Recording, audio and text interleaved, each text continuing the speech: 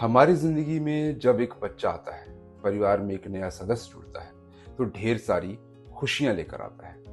Parent होने के नाते हम उसे दुनिया का हर सुख देना चाहते हैं। उसका भविष्य बेहतर बनाने के लिए अच्छी से अच्छी एजुकेशन देने की कोशिश करते हैं, अच्छे स्कूल में दाखिला कराते हैं। लेकिन इससे क्या आपके बच्चे का भविष्य बन जाएगा? तब क्या होगा जब वो स्कूल से निकलकर हायर स्टडी के लिए कॉलेज में दाखिला लेगा?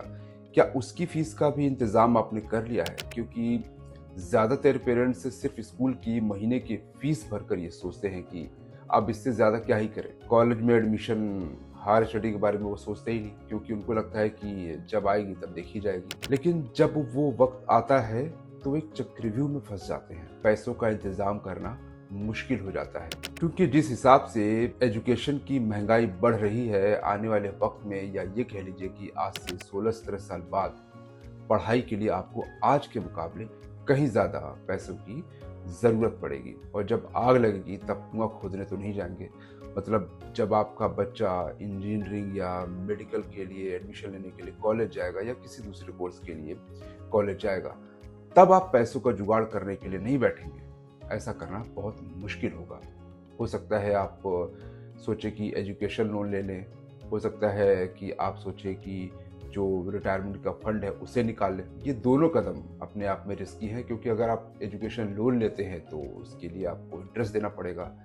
और दूसरा कि जब अगर रिटायरमेंट फंड से पैसा निकालते हैं जो आपने खुद के लिए जमा किया हुआ है, तो आपके बुढ़ापे का क्या होगा? इससे तो अच्छा यही है कि जब बच्चा पैदा हो तो साथ ही साथ उसके हायर एजुकेशन की फीस का इंतजाम करना शुरू कर दीजिए। इसके लिए आपको दो चीज़ों का खास ख्याल रखना है। पहला, आप वहाँ निवेश करें जो महंगाई को मात दे सके, और दूसरा, जितनी जल्दी शुरू कर सकते हैं उतना अच्छा। अब इसका क्या मतलब? सबसे पहले हम प्रोडक्ट की बात करते हैं, मतलब कहाँ निवेश करना चाहिए उसकी बात करते हैं। देखिए, हमेशा उस प्रोडक्ट में निवेश करना चाहिए जो महंगाई से 2-3% ज़्यादा ही रिटर्न दे।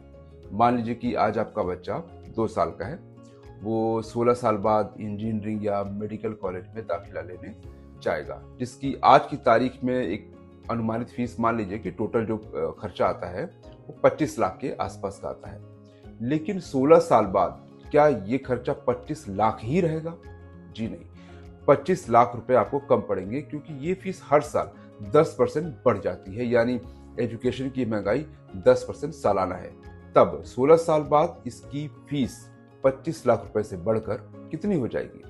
इसके लिए एक फॉर्मूला है जिससे इसकी वैल्यू निकल कर आती है 1,14,87,000 रुपए, या मोटा मोटा कहें तो 1,15,00,000 रुपए। अब ये रकम तभी हासिल होगी जब आप किसी जगह निवेश करेंगे जो 10% से थोड़ा ज्यादा रिटर्न दे पाए। यानी आज की तारीख में 25 लाख है, वो 10% महंगाई के साथ 16 साल बाद 1,15,00,000 रुपए होगा।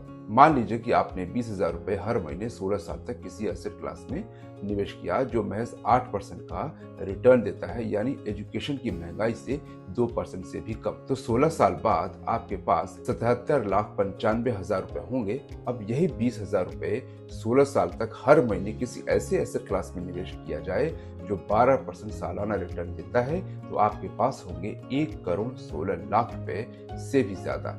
यानी आपकी रिक्वायरमेंट और इकट्ठा किया हुआ फंड दोनों में कोई गैप नहीं होगा। जब आपका बच्चा 16 साल के बाद कॉलेज में एडमिशन लेने के लिए जाएगा, तो आपको न तो एजुकेशन लोन की जरूरत पड़ेगी, न किसी की मदद की।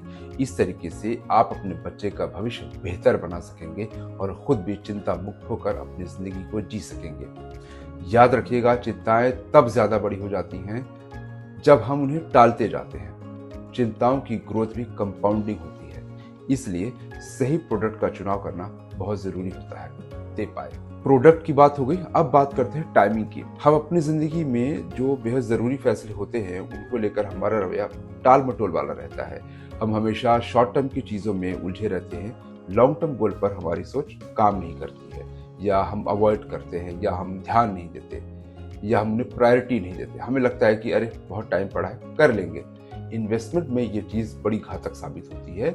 1 साल की देरी से शुरू किया गया निवेश आपको बड़ा नुकसान कर सकता है। इसको बहुत आसान तरीके से समझाता हूँ आपको मैं।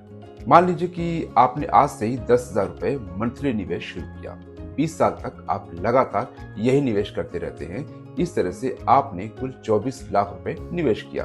अब मान लीजिए कि इस निवेश पर 12% सालाना का रिटर्न मिल रहा है, तो कुल राशि जो इकट्ठा हुई वो है 99,91,000 रुपए। इसी तरह आपने अभी न शुरू करके ये इन्वेस्टमेंट आपने 1 साल बाद शुरू किया, ठीक है? तो 20 साल के निवेश की जगह पर अब ये हो जाएगा 19 साल का निवेश। तब आपको 12% के रिटर्न पर ही 87,53,000 रुपए मिलेंगे, ठीक है? मतलब पिछले यानी जब आप 1 साल पहले जो आपने निवेश किया था उसमें आपको 99,91,000 मिल रहे थे, अब आपको मिल रहे 87.53 लाख यानी 87,53,000 रुपए। यानी 1 साल के डिले पर आपको नुकसान हो रहा है 12,44,000 रुपए का। अब यही निवेश अगर आप 2 साल के डिले से शुरू करते हैं, यानी इन्वेस्टमेंट की जो ड्यूरेशन है आपकी 18 साल की हो जाएगी, तब आपका जो इकट्ठा हुई रकम 76,54,000 रुपए होगी। यानी आपको नुकसान हुआ 23,43,000 रुपए का। अब यही इन्वेस्टमेंट अगर आप 3 साल बाद शुरू करते हैं, तो यानी आपका 17 साल का निवेश हुआ, 66,80,000 रुपए आपके पास होंगे, नुकसान हुआ 33,18,000 रुपए।